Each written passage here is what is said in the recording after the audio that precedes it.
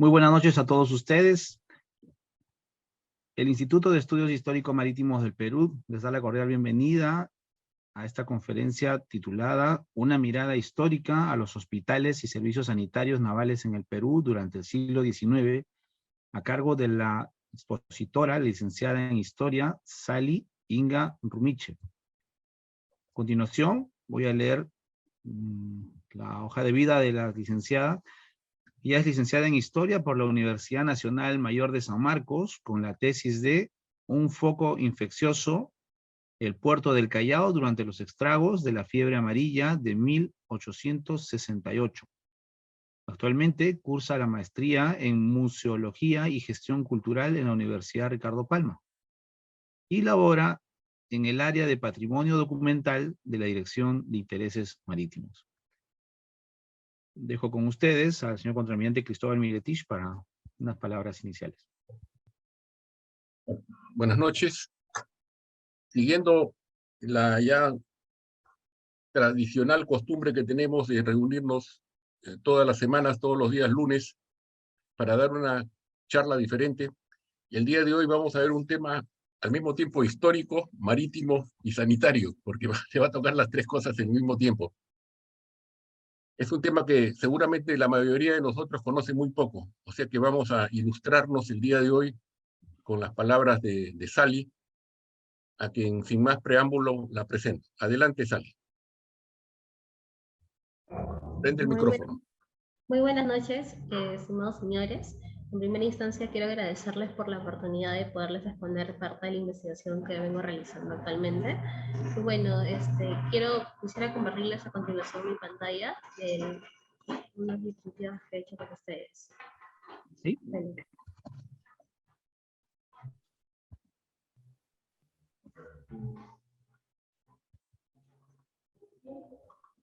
Perfecto, ya está compartida ya. Bueno, hacia inicios, el tema que voy a exponer el día de hoy se titula Una mirada histórica a los hospitales y servicios sanitarios navales en el Perú durante el siglo XIX. Para poder entender cómo han ido evolucionando los hospitales navales a lo largo del tiempo, es necesario remontarnos al siglo XVII e incluso a los siglos antes, ¿no? Antes del siglo XVIII, que se llevan a cabo las reformas en los hospitales eran percibidos básicamente, siguiendo a Foucault, como un espacio donde se albergaban a las personas menesterosas, pobres, enfermas, porque representaban un peligro inminente a la sociedad.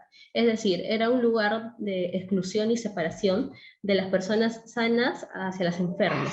Entonces, también hay que tomar en cuenta que para este periodo las enfermedades, como el cristianismo todavía está muy fuerte presente en el pensamiento, en las mentalidades, va a ser percibida las enfermedades como un castigo divino, como un castigo de Dios, y es por eso que ir contra las enfermedades era contraproducente. Se tenía que aceptar ese designio.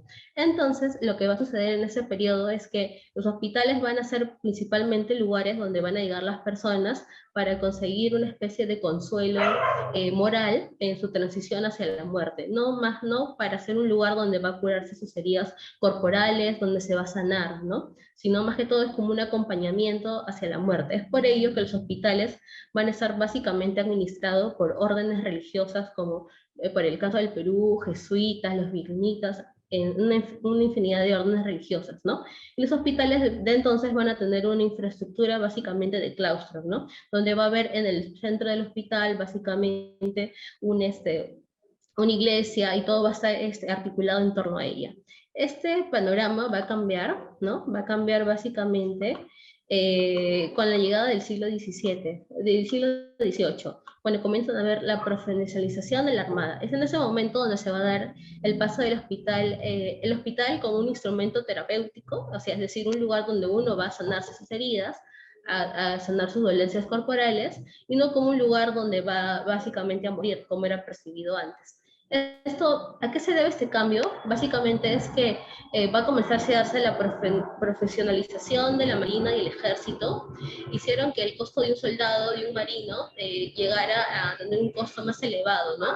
Hasta antes de la segunda mitad del siglo XVII no había la dificultad no había dificultad alguna para reclutar soldados, bastaba tener recursos monetarios. Había en toda Europa desempleados, vagabundos, siguiendo Foucault, miserables, dispuestos a ingresar al ejército de cualquier nacionalidad o religión. Esto va a cambiar cuando ingresa el fusil, básicamente es el ejército.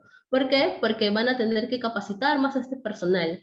Entonces, al ver una mayor inversión hacia el personal, entonces un soldado va a tener un costo monetario mayor, por lo cual, o un marino en general, una persona perteneciente a la Armada, es necesario curarlos, ¿no? Es necesario asistirlos, o sea, sanarlos y que no mueran por una enfermedad, por mala alimentación, ni nada de esto. Sino, si morían en todo caso, debía ser en el campo de batalla defendiendo a la patria. Entonces, es aquí donde básicamente con los hospitales vinculados al ejército y a la armada, donde va a comenzarse a dar este giro, ¿no? De un hospital de claustro hacia uno como instrumento terapéutico, ¿no? Y como básicamente ese hospital ya va a pasar a ser, digamos, va a tener como finalidad la administración de la salud, ¿no? Mejorar la salud. Este hospital se va a convertir en una técnica militar importante, en el sentido de que era preciso vigilar que los hombres en los hospitales militares, para que no desertaran, ya que habían sido adiestrados con un costo considerable, había que curarlos para que no fallecieran, como mencionaba, por enfermedades, y había que evitar que una vez que se restablecieran, no fingieran estar enfermos para que permanecieran en cama, porque era necesario que regresaran nuevamente al campo de acción. Entonces, los hospitales van a dejar de ser eso, un lugar de apoyo moral hacia la muerte, y se van a convertir en un lugar, en un instrumento terapéutico, donde el doctor va a pasar a ser el médico, el galeno, la principal figura que va a organizar los hospitales y ya no las órdenes religiosas. Entonces sería como un preámbulo de cómo se da el cambio en el chip, ¿no? Hacia este tipo de hospitales.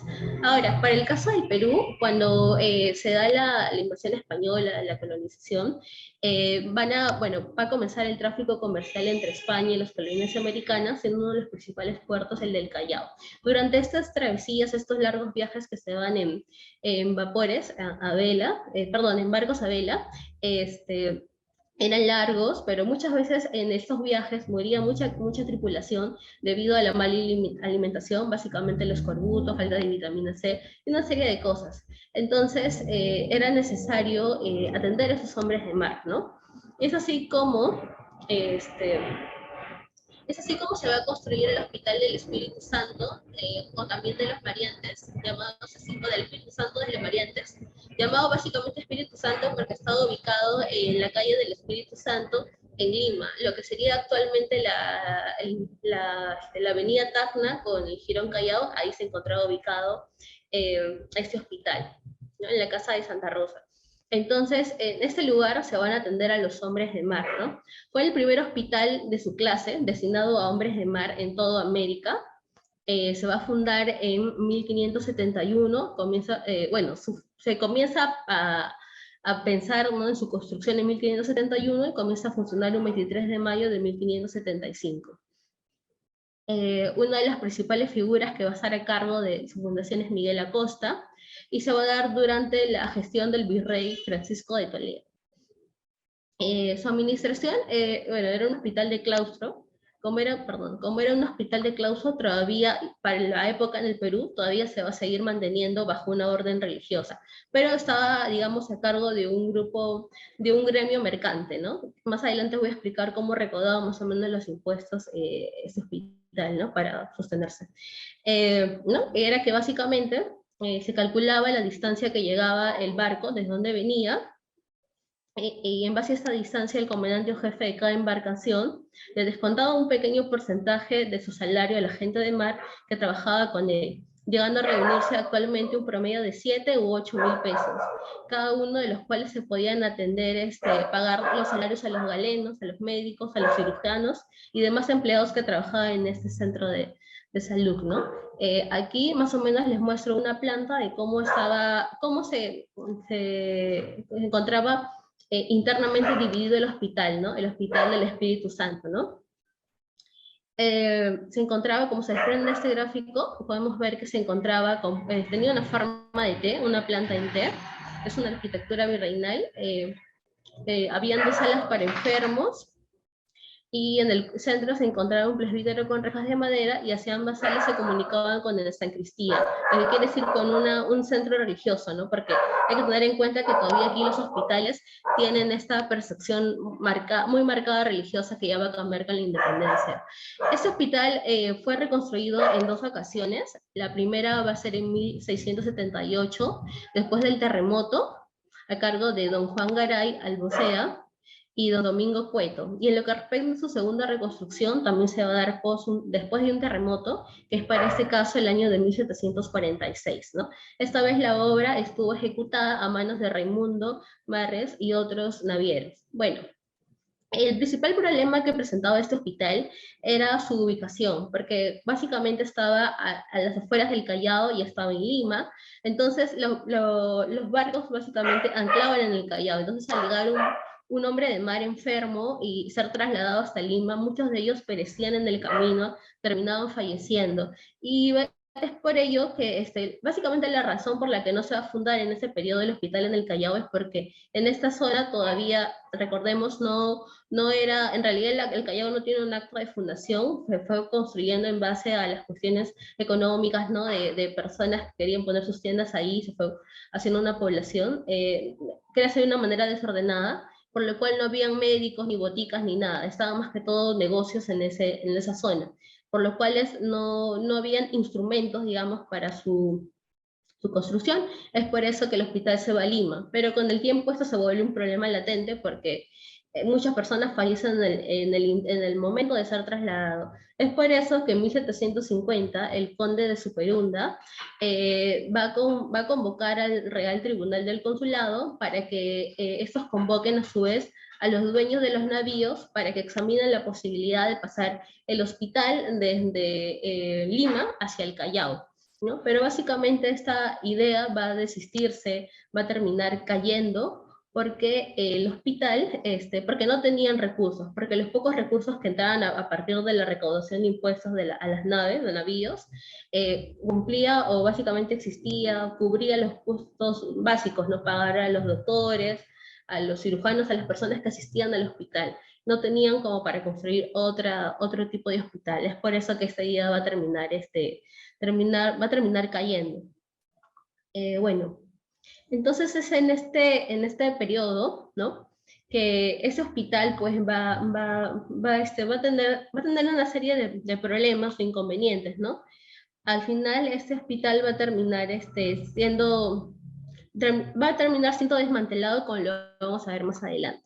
Bueno, ese hospital, el primer hospital que, digamos, se va a fundar en Bellavista, el Hospital de Bellavista, que es el primer hospital para marinos en los inicios de la República, fue construido en base al Colegio de Bellavista.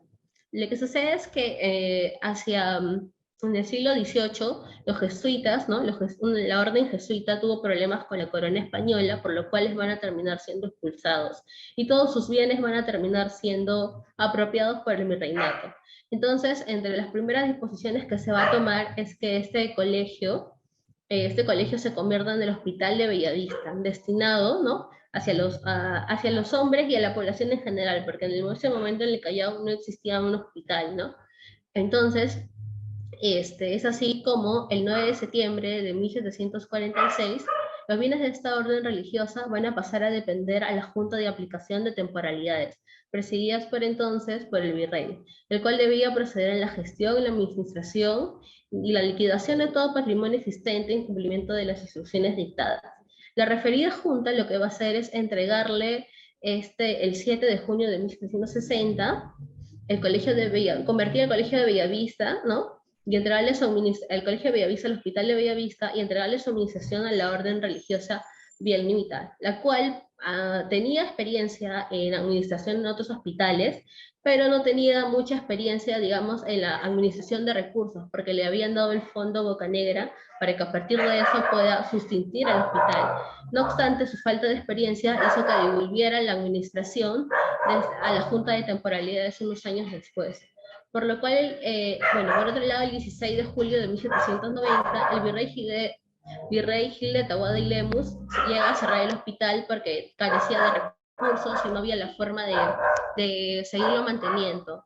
siendo en ese momento todos los enfermos que se encontraban en este recinto trasladados hacia el castillo de Real Felipe. No obstante, unos años después, por el decreto supremo del 2 de enero de 1795, se dispuso la reapertura del hospital. Sin embargo, esta fue corta, ya que la existencia de ese servicio por falta de recursos económicos, ese hospital volvió a cerrar unos años después. Es aquí donde, en pleno proceso de la independencia, cuando ya estamos, digamos, en los primeros años de la independencia, para ser exacto, en 1822, el entonces ministro de Guerra y Marina, don Tomás Guido, va a ordenar que este hospital que ya había cerrado sea reaperturado en 1822 y que sea equipado básicamente con todos los instrumentos, con todos los instrumentos con los que en ese momento contaba el Hospital del Espíritu Santo. Entonces, el primer hospital destinado al personal de Marina, específicamente a navales, va a ser ese hospital, que va a ser una fusión de ambos, ¿no? Del antiguo hospital de Bellavista con el Hospital del Espíritu Santo, ¿no? El Hospital de Bellavista se va a tomar lo que es el local, la infraestructura, y del Hospital del Espíritu Santo todo lo que son los elementos, ¿no? Todas las cosas que necesitan camas, ¿no? Para llevar a cabo todo esto, ¿no? A pesar de que ese hospital va, digamos, a ser equipado, como hemos comentado, con este otro hospital, el Espíritu Santo, van a haber una serie de falencias o falta de cosas, ¿no? Como lo podemos ver en este extracto de este siguiente documento, en el que dice, según lo que verbalmente me han instruido, se necesitan traer más camas porque las que hay habitadas están todas ocupadas.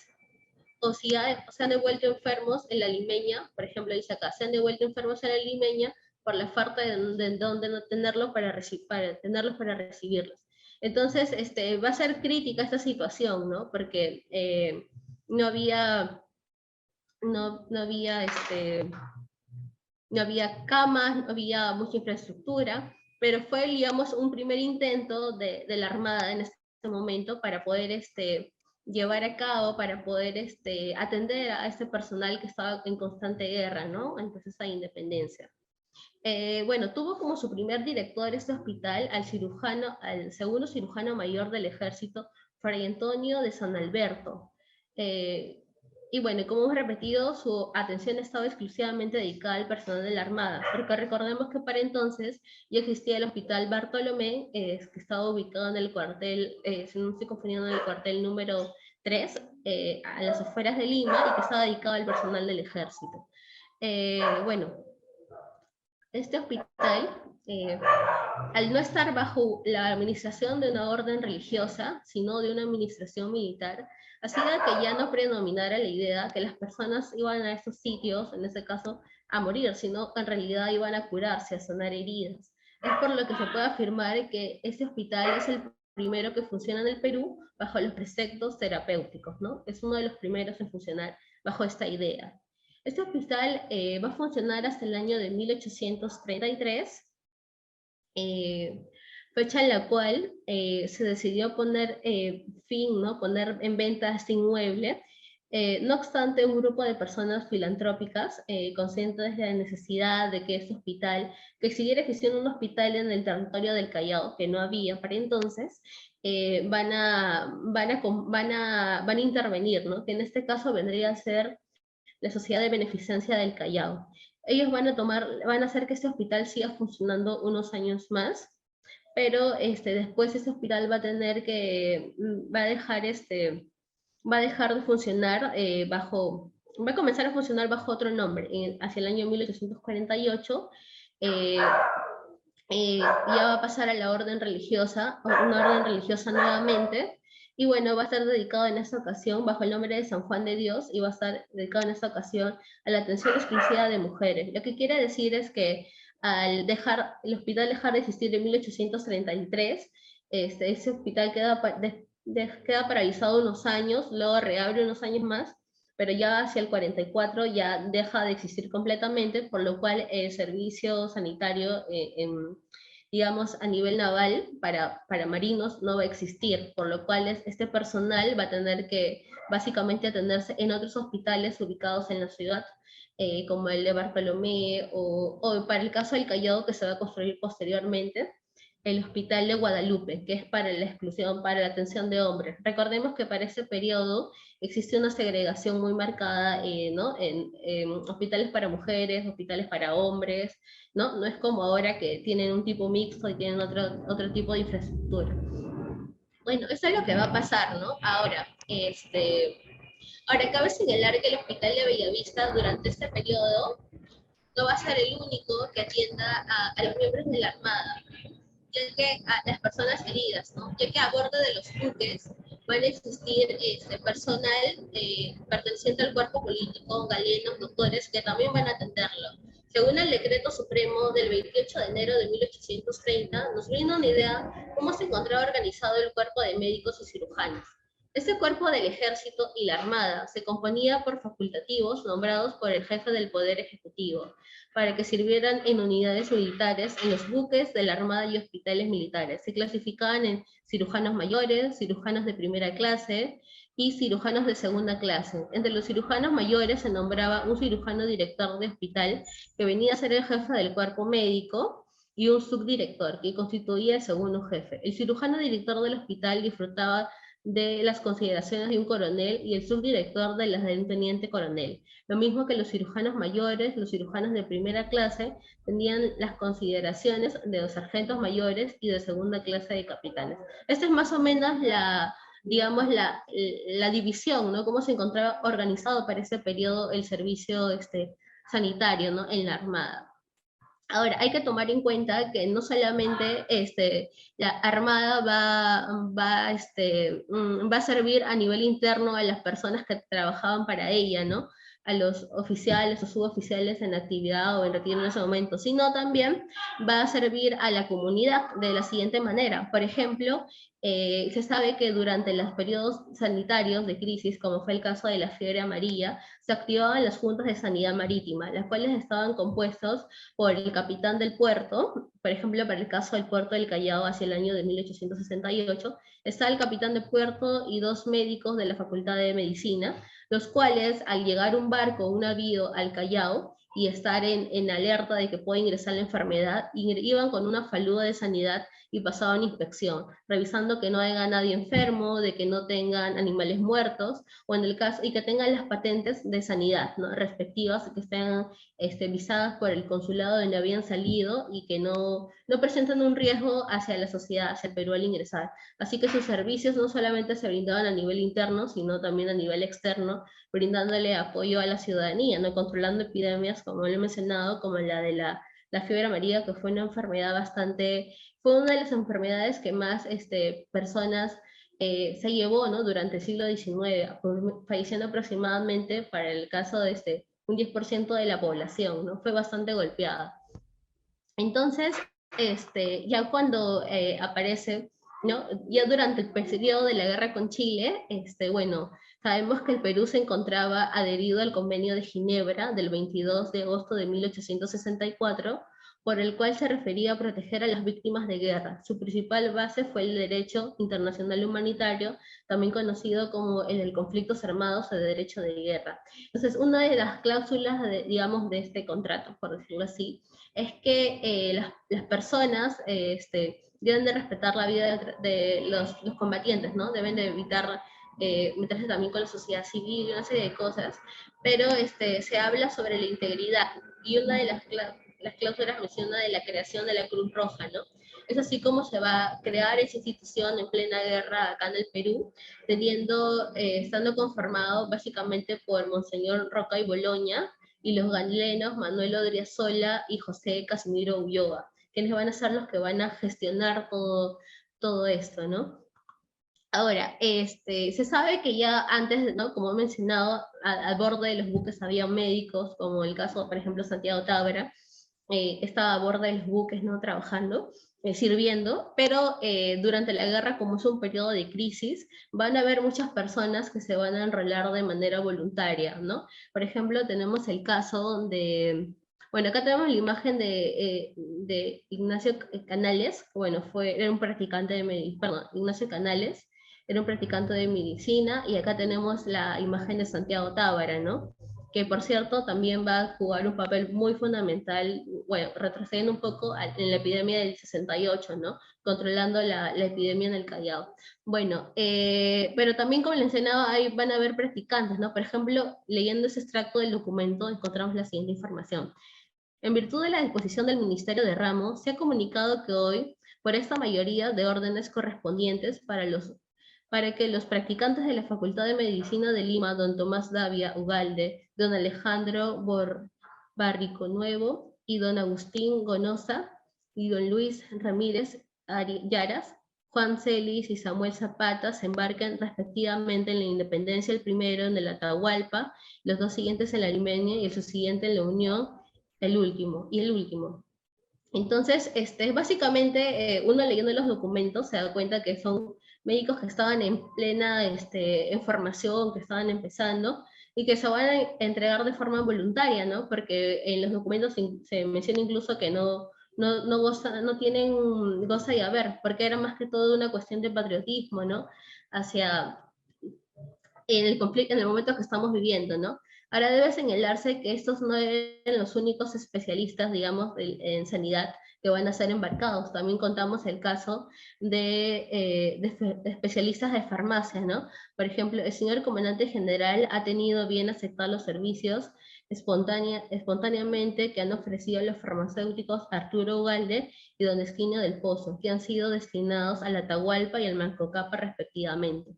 Entonces, esto es más o menos cómo se está organizando, cómo se está armando, cómo se organizó, cómo se vivió cómo sirvieron, ¿no? Los médicos durante esta crisis, ¿no? También en las torres, en los fuertes también van a haber médicos que van a estar sirviendo, ¿no? Y tenían que dar como que una especie de información diaria de cómo ve la evolución.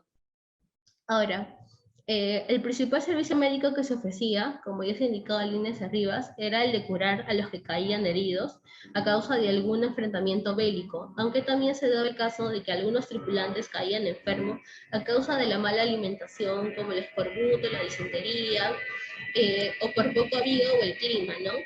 Tal como lo da a notar el siguiente documento, que fue remitido por el comandante Lizardo Montero, encargado por entonces de las baterías de la Fuerza de la Plaza de Arica, el que menciona lo siguiente: con el objetivo de manifestarle que los voluntarios del Callao, que dotan de la batería de esta plaza, se encuentran casi desnudos en medio de los rigores de la actual estación y del rudo servicio de la campaña en que se hayan obligados por circunstancias. Diariamente aumenta el número de enfermos, a consecuencia sin duda de la falta de abrigo para resistir el efecto del mal clima, ¿no?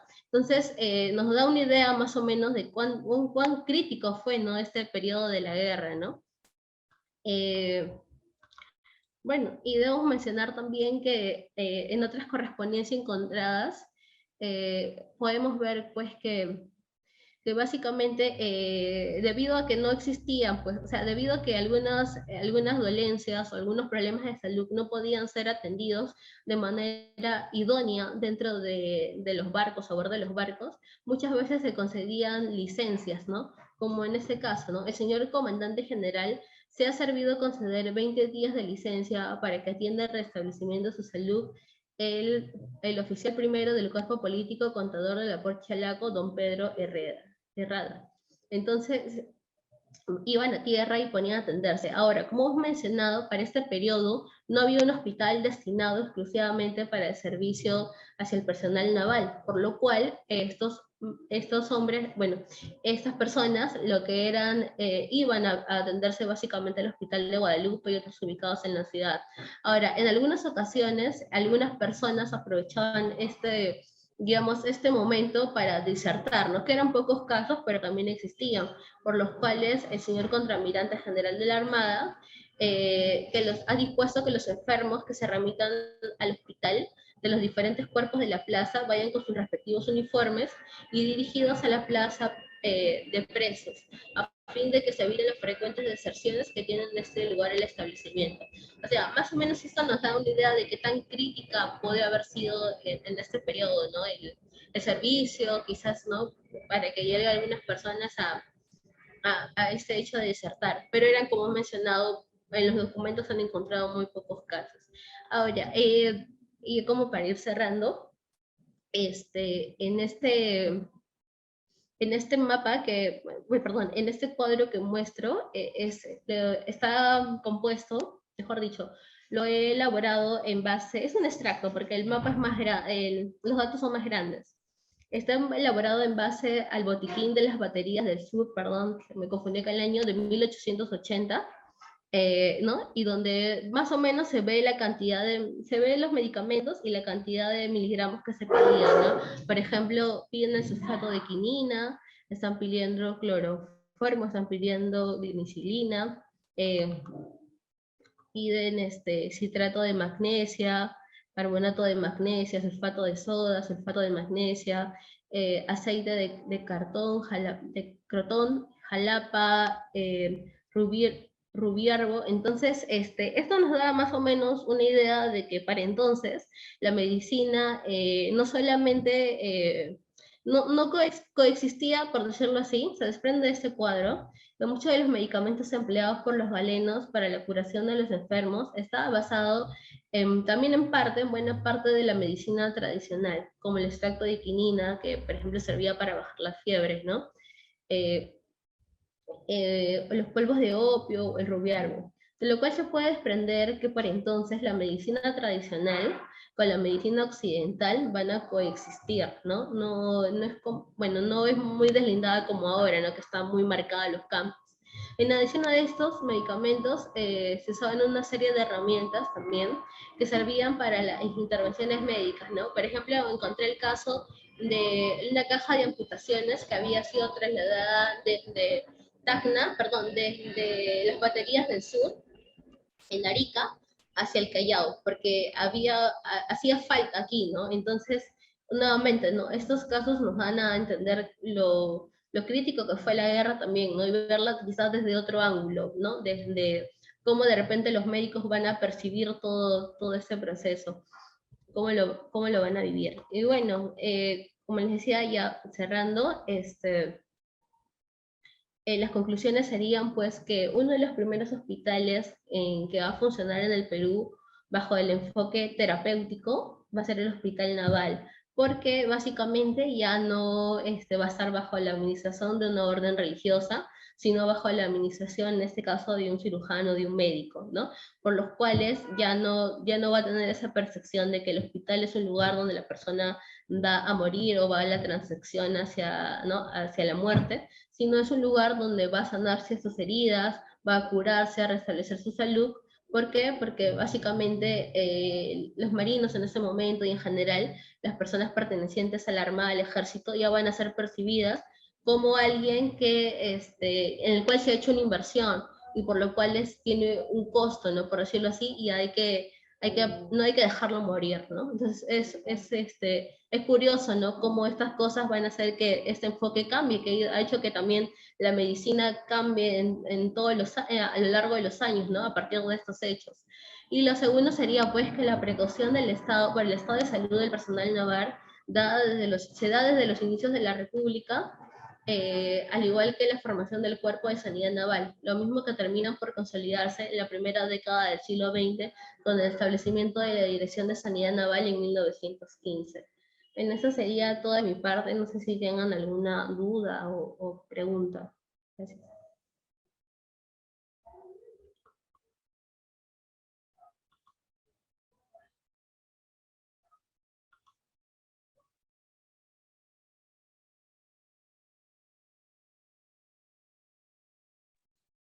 Está sin micro. Ya. No, primero le estaba agradeciendo a Sally por su exposición y quería invitar a todos los asistentes, si es que tienen alguna pregunta o contribución o inquietud que quieran manifestar el día de hoy, no se olviden de prender el micro como yo, porque si no, no van a escucharlos. Seguramente Sally nos va a ayudar un poco a aclarar algún punto. ¿Alguien tiene alguna pregunta? Si no, yo quisiera comenzar con una, ¿no? A mí me ha llamado la atención siempre dos cosas en el siglo XIX, ¿no? ¿Cuándo comenzó la especialización de los médicos en el Perú? Me refiero Antes, en los que se dedicaban a la medicina, ahí incluían a los cardiólogos, a los neurólogos, a los dentistas inclusive, a los farmacéuticos, a los químicos, todos están más o menos metidos en el mismo saco. ¿Cuándo comenzó esa división de especialidades, sobre todo entre y también lo que respecta a las enfermedades mentales, ¿no? Si es que tienes alguna información sobre eso, Sally. Prende el micrófono.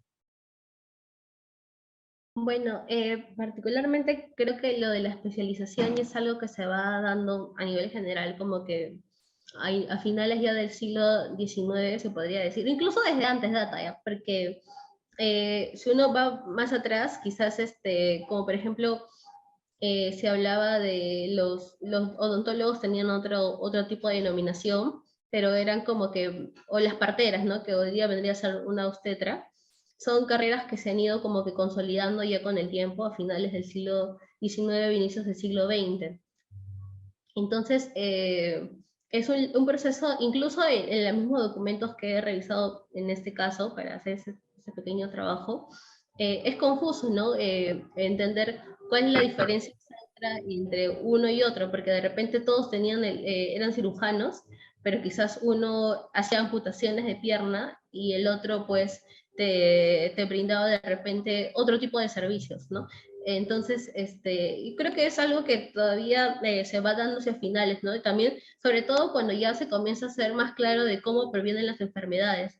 Curiosamente, hace pocos días se ha reivindicado, bueno, se ha reconocido un año más de Louis Pasteur, que viene a ser como que el padre de la bacteriología, y con él ya empiezan a decaer estas ideas de que las enfermedades van a ser realizadas o van a ser provocadas por los miasmas, sino por agentes, ¿no? Como los microbios, como como otros agentes, ¿no? Entonces, todo esto va haciendo de que a medida que la ciencia va avanzando, también se vaya como que especificando mejor, de manera más clara, cuáles son las enfermedades y cuáles son las ramas que se pueden atender, ¿no? En un caso concreto, por ejemplo, para el caso ahorita me encuentro trabajando algo sobre pediatría.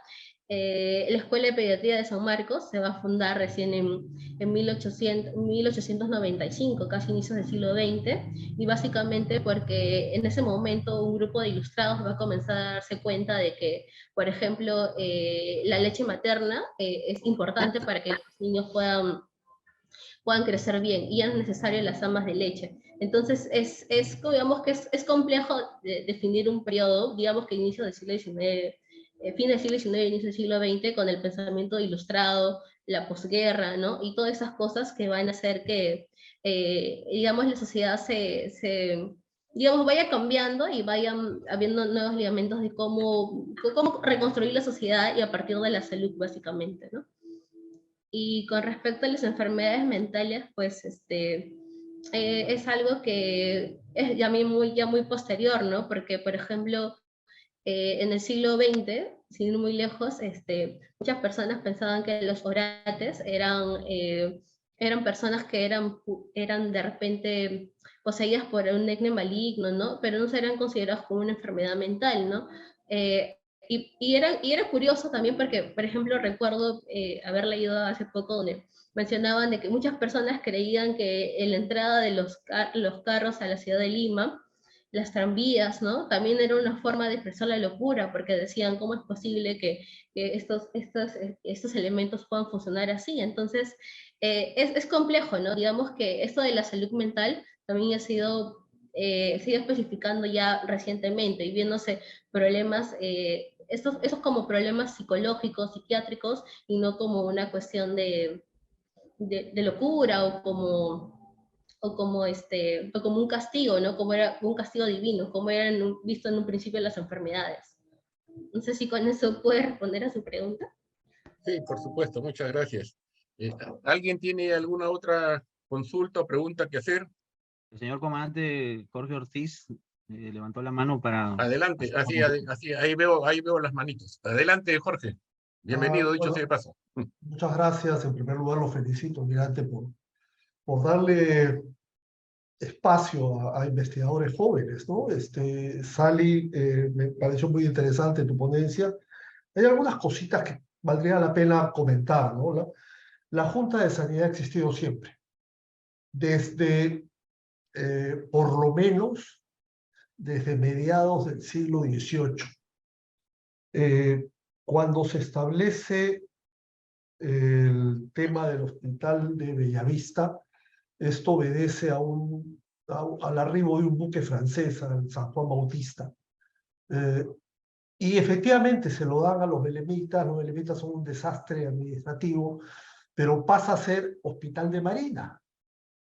Ya en el periodo colonial, ya hay documentación bastante abundante sobre ese asunto. De hecho, uno de los principales, el introductor de la vacuna es el doctor Bellomo, es del cuerpo de médicos de la Armada. La Armada Española tiene una escuela de medicina que funciona en Cádiz, ¿no?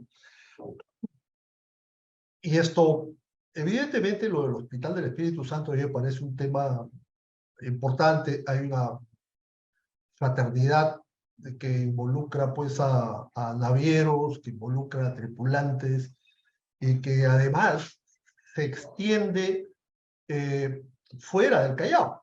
Es decir, porque hay convenios, entonces hay atención de gente enferma en Paita, aquí y allá.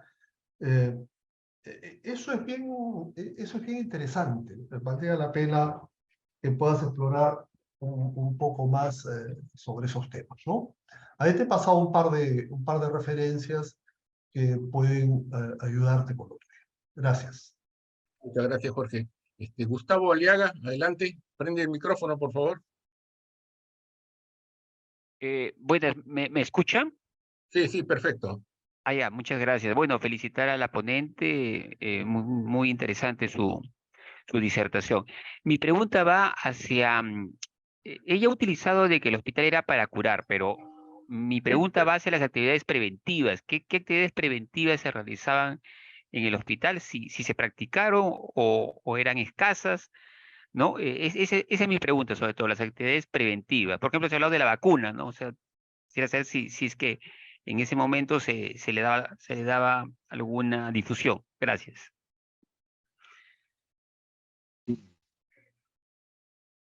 Prende el micro, ahí está. Ya. Bueno, primero quisiera agradecer al comandante Ortiz por las sugerencias. Sí, hay bastante, voy a revisar eso porque estoy trabajando más cosas. Y con respecto a la Junta de Sanidad del Litoral, sí existía efectivamente desde antes. Incluso, bueno, para el caso del Perú, ya con la República, es en 1826 con Hipólito Unanue, que ya se va, digamos, a formar ¿no? el primer reglamento de sanidad para el Perú, ¿no? En el periodo republicano, y va a existir, pero bueno, nuevamente remitiéndome a las fuentes, es curioso porque, por ejemplo, las juntas de sanidad que van a actuar durante periodos críticos, ¿no? Como las epidemias, muchas veces no, digamos que deberían haber funcionado de manera regular siempre, ¿no? Que llegaba un barco al Callao, pero no lo hacían. Recuerdo haber visto un documento donde pedían, ¿no? Que por favor manden un médico porque no había quien pueda apoyar a ver a la junta, porque al fin y al cabo era el médico el que iba a hacer el trabajo, digamos, de verificar quién estaba enfermo o no. Entonces, eso también, ¿no? Muchas gracias por las sugerencias. Y bueno, es también creo que una parte importante de seguir explorando, incluso de la misma institución, ¿no? Que además hacía estas juntas de sanidad en el puerto y en general en el Perú en el siglo XIX, ¿no? Que van a, y bueno, básicamente eso también está, esas juntas van a, si no me equivoco, funcionar están normadas por las ordenanzas navales y van a seguir, o sea, a pesar que son ordenanzas navales de la Armada dados en el virreinato, van a seguir vigentes durante toda la República, ¿no? Lo cual nos lleva a preguntarnos también qué tanto interés tenía el propio Estado en reglamentar todo esto, ¿no? En dar nuevos reglamentos para que funcione mejor, digamos, la salud, ¿no? A nivel general, ¿no? Hay que tomar en cuenta que también en este periodo, pues, los puertos van a ser básicamente la puerta del Perú hacia el mundo, porque no existen los aeropuertos y es el lugar por donde básicamente van a entrar y salir las enfermedades. Bueno, y con respecto a la pregunta que me hizo el señor, señor Aliaga, sobre si habían actividades preventivas. Bueno, yo he visto que básicamente una de las cosas que se hacen a nivel, no he visto mucho sobre la vacuna, tendría que explorar más, pero sí veo que al menos en documentación se menciona la necesidad de mejorar lo que es la alimentación, porque, o sea, no era ajeno, no era raro pensar de que en ese momento muchas personas morían básicamente por escorbuto y por disentería, por falta de vitaminas. Entonces, quizás en el caso de la Armada no era tan, había, o al menos cuando navegaban, trataban de alimentarlos bien, pero quizás no era la misma suerte que corrían, por ejemplo, los culís cuando llegaban al Callao en plena migración en el siglo XIX, porque por ejemplo, el caso de la fragata Aurora, que van a salir de Macao aproximadamente 520 culis, y de los cuales durante el trayecto van a terminar falleciendo, pereciendo, más de la mitad, y creo que llegan al Callao 140 culis, ¿no? Entonces es un escándalo para entonces, y parte de la, digamos, de la tripulación, ¿no? En ese caso de la Marina, ¿no? Mercante, no es de la Armada en general, pero es como, por ponerlo por ejemplo, el número que fallece es menos porque quizás están quizás mejor, tienen un mejor trato a nivel de los barcos, ¿no? Quizás están mejor alimentados, pero no escapan, porque cuando estaban las epidemias, pues casi todos morían, saltaban a todos lados, ¿no?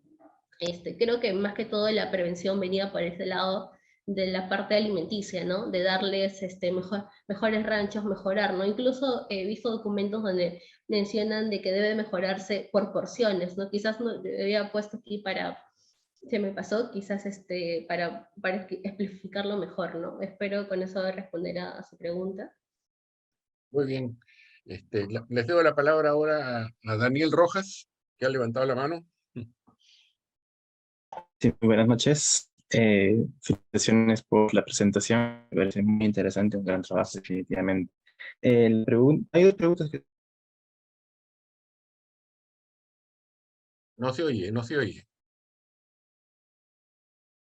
Daniel, repite las preguntas porque no se breve escucha nada. No se escuchó la pregunta.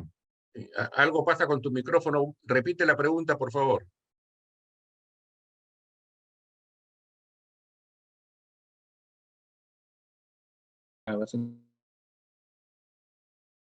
Adelante, Daniel.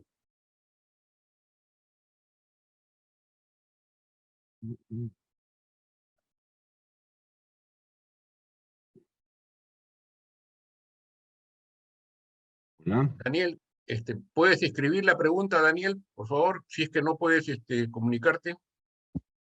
Mientras tanto, le cedo la palabra a Víctor Plaza, quien antes vi que levantó la mano. ¿Está por ahí?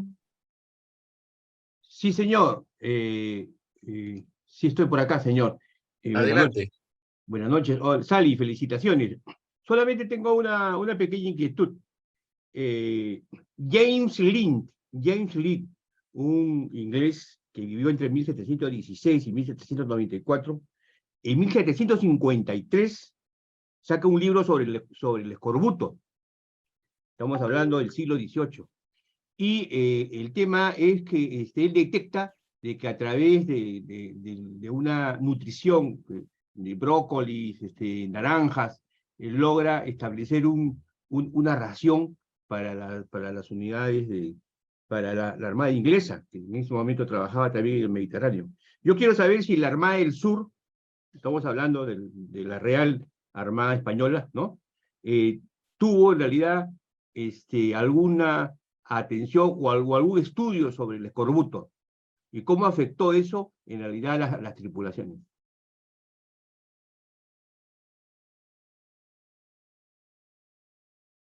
Adelante, Sally. Bueno, particularmente, bueno, al menos para el caso del Perú, yo no he visto así como que una medida, ¿no? Que se plantee como decía usted, ¿no? Plantear ciertas cantidades de alimentos, ¿no? Para balancear y evitar el escorbuto. No podría darle más información porque todavía estoy buscando más, indagando más en eso. Disculpe. Sí, Yo bueno, puedo, Sí, perdón, muy yo interesante. puedo, Víctor, felicitaciones, yo ¿no? puedo contribuir un poquito en eso porque efectivamente cuando el capitán Smith, estaba en el Pacífico Sur, porque él fue el que descubrió un montón en la parte de islas de la Oceanía, el principal problema de la muerte de los tripulantes era el escorbuto, y el escorbuto era producido por falta de vitamina C. Entonces, si llevaban frutas, cuando salían del puerto, las frutas a los 5 o 6 días se malograban y no servían.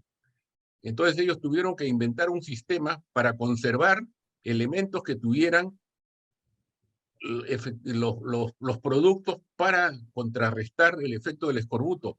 Y con esto, según dicen, esto es una anécdota que me han contado a mí, nacieron los encurtidos. Los encurtidos, tan famosos ahora, los picles y esas cosas, nacieron en esa época. El capitán Smith llevaba barriles de vinagre en donde ponía cebollas, tomates, coliflores, brócolis, etcétera, y hacía que y con eso pudo controlar el escorbuto, porque las navegaciones por el Pacífico para llegar a la Oceanía fueron inmensas. Yo creo que también ese fue el motivo por el cual los europeos llegaron a Oceanía más o menos 150 o 200 años después que llegaron a América, porque el escorbuto era fatal para las tripulaciones. Bueno, adelante, Víctor, creo que quería decir algo más.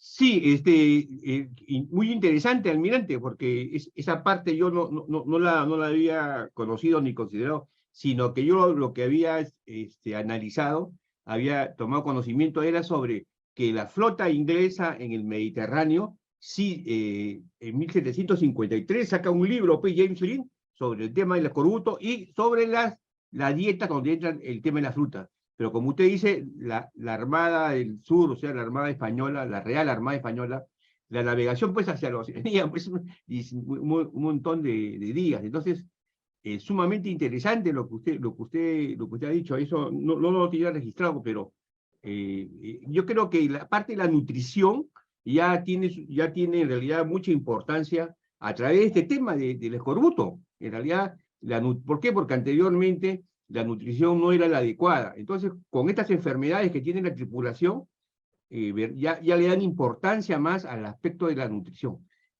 Pero es por el escorbuto, vamos a decir, el que hace el nacimiento de este proceso de preocupación por la sanidad, ¿no? Eso es todo, señor. Perfecto. ¿En quién se quedó con la palabra en antes haciendo una pregunta y que no pudimos escucharlo? Muchas gracias. Sí, disculpen. Daniel, adelante, Daniel, por favor. Muchísimas gracias. Disculpen, tengo problemas de conexión ahora. La pregunta, bueno, está en el chat también, pero lo repito por aquí, ¿no? Tengo entendido que en el siglo XIX hubo influencia de Francia en la medicina peruana. Entonces la pregunta es si hay evidencia de archivo acerca de misiones francesas en capacitación en medicina naval. Esa es la pregunta. Muchas gracias. Bueno, gracias Daniel por la pregunta. Bueno, como has mencionado, sí existió bastante influencia de Francia, ¿no?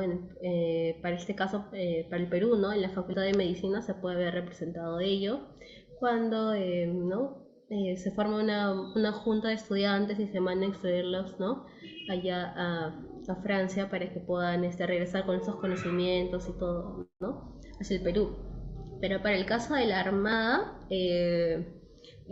bueno, es una hipótesis, en realidad falta explorar bastante, pero yo considero que sí ha existido bastante influencia. Incluso hace poco en el archivo histórico llegó un libro que había sido utilizado, ¿no? Se encontró a bordo del monitor Huáscar que había utilizado Santiago Tábara, donde tiene varios apuntes y es francés, ¿no? El libro.